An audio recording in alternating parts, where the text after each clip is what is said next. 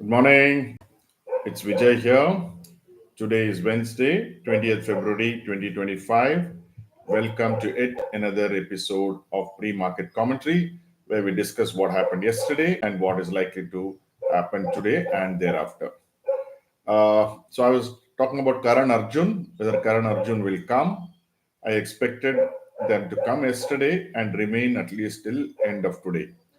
Now, today morning, as we open the markets, we are seeing markets being very, very jittery and nervous across the Asia.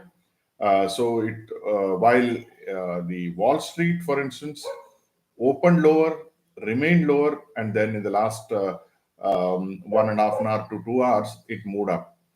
Something like Indian markets opening lower, remaining lower for some time, and then trying to go back into positive territory.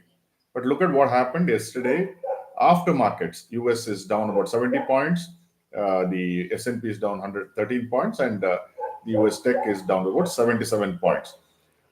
Morning Asian stocks have dropped. Fed minutes came in yesterday, but I don't think that is the reason. But somehow, lots of negative things today in the markets in Asia, especially in Japan, and it's followed up by China and Hong Kong. Of course, the Asian markets were up, especially Hong Kong and China, for quite some time. So yesterday was a very interesting day. It opened lower significantly, but the buying came in very quickly in the morning by both high net worth individuals as well as DIIs. So you could see that they made Nifty and Bank Nifty both made a big intraday move. At one point of time, Nifty was up 100 points, but then it closed in the negative, simply because there are a lot of jittery feeling among FIIs and among ultra high net worth individuals as far as certain sectors are concerned. But if you look at what the let's say the ultra high net worth individuals might have done yesterday is they bought into the broader market, because the broader market fell 25% in 45 days, which is quite something. So you saw mid caps outperforming benchmarks, mid cap index up 1.5%, Nifty was flat, market breadth was firmly in favor of advances. Advance decline ratio was 3:1. Volumes were reasonable. Financials, Bank Nifty was the leader. I keep repeating ad nauseum that Bank Nifty only will decide what is the fate of our markets. Right now, the market is looking strong or not strong. I would say stable, because it has not broken 22,800, which everybody is looking for. It's quite possible that it will break 22,800 one of these days, make people, the bulls jittery and the bears overconfident. And I think then it may turn for the better.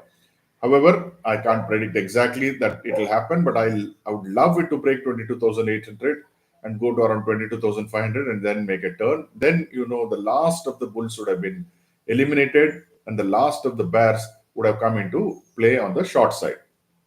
So Sensex also did nothing great.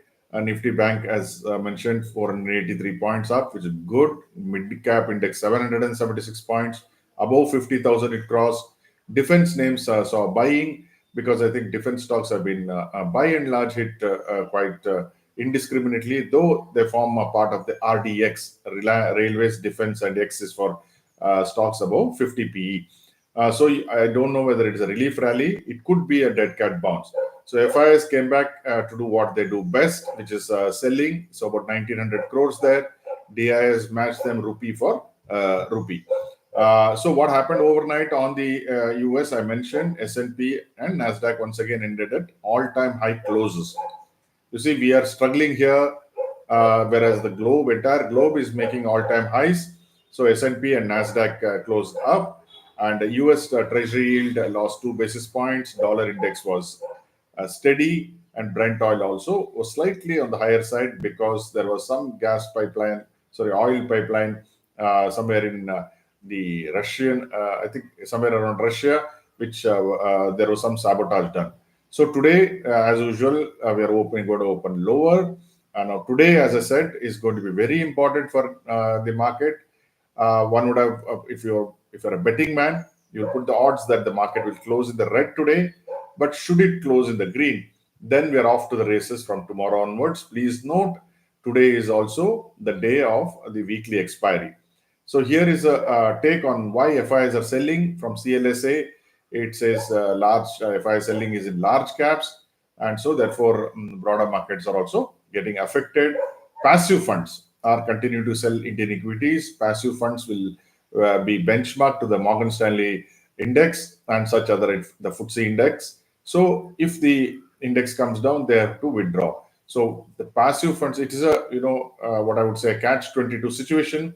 If the index goes up, more money will come into passive funds. If the index comes down, money moves out of passive funds. Whether what happens on the fundamentals, it does not matter. So as far as CLS is concerned, FIs have increased their relative weight in industrials and utilities to multi-month highs, which is very strange. It's a very, very defensive tactic. Utilities like Bharti Airtel, people are pouring money into it. I don't understand because the growth is not in Bharti or Reliance. It is more in the mid cap and small cap. They've reduced the overweight in financials to record low, which is again very strange because if you want India, if you think India is a growth market, the first sector to be is in financials, and strangely, financials have held ground.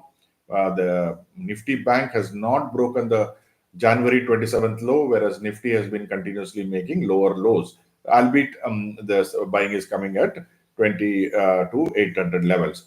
So discretionary, industrials, and healthcare remain largest overweight positions, but now they may have to change because because of the Trump's tariff threat.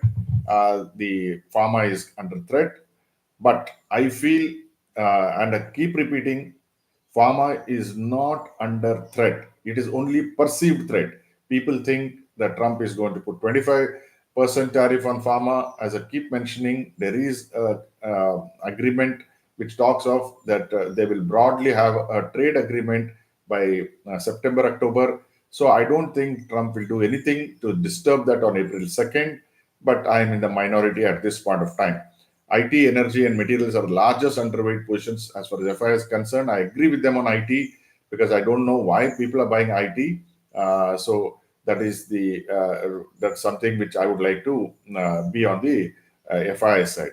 And before I leave with the gloom and doom which is pervading us, I still remain hopeful. And as I said, that it is a matter of time before I think people realize the value of the Indian markets vis-a-vis, at least on a comparative basis, we are far superior to other global markets. But then we are in, as you say, Brahma Murtam, where everywhere darkness is there. I leave you with some bright spot here. The Mahakumbh is going on. Now, most people have not realized that people are looking at it purely as a religious gathering. Of course, it is a religious gathering. It's a big thing, once in 12 years. And now they're saying it's once in 144 years based on some star alignment. But whatever it may be, if you look at Mahakumbh 2025, which is between 30th January and 26th February, it is very, very important because we tend to miss. We think it is only a religious conference. It's also an mega economic booster. See, the budget for that is 7,500 crores. It's up by about 78% vis-a-vis what happened in the Ardha Kumbh, which was in 2019. The previous Mahakumbh was in 2013. Every 12 years, you have the Mahakumbh. So expected pilgrims are 40 to 45 crores is what the government talks about. I don't think it will be 40 to 45 crores. It may be maybe about say about 25 to 30 crores. Even then, it is about 20% to 25% of the Indian population which will be there. The potential GDP boost, that is important. 1%. In fact, the most pessimistic estimate is about 0.88, 0.86 to what optimistic estimate of 1.4. Just think about it.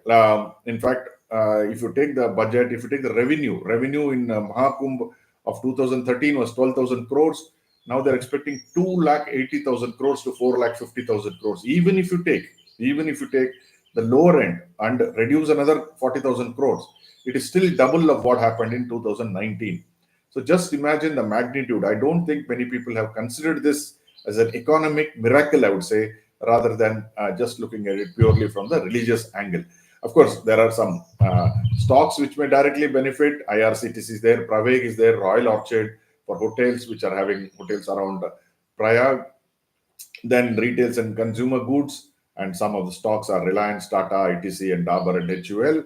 Then you have transportation service, Indigo, SpiceJet. So probably those stocks will be under focus. So the bright spot and a very important thing is the Mahakumbh, which is going to be, as I said, in a mega economic booster. So just have a look at it. So that is all Brahma Muhurta is all about. That today we are not in a good shape. We will not have things. Suddenly the markets won't go up. The markets will take their own time, and they will chug along unless some black swan event comes. I'm very confident that 6 months down the line, as I keep saying, Independence Day, things will be much brighter, are likely to be much brighter because of all these things which are ignored now. People ignore it. People are worried about what is the gift nifty talking about. Oh, it's 45 points down, so we'll hammer the market. That's all short-termism. If you're an investor in Indian markets, you have to look at the macros, and the macros are improving slowly but surely. So today, as a day trader, I will just watch cautiously for some time, and I anyway don't want to take any short positions or negative positions. And my team knows, and people who follow me on Twitter, on Telegram know that we have been consistently long and consistently profitable, thanks to God. A little bit of experience and more of luck and blessings of God is making us profitable for the last 1.5 years, about 80-85% of the time. But it's a very rare occurrence because normally my best year has been 60%. So whatever you do today, I hope it is successful. Thank you for joining me.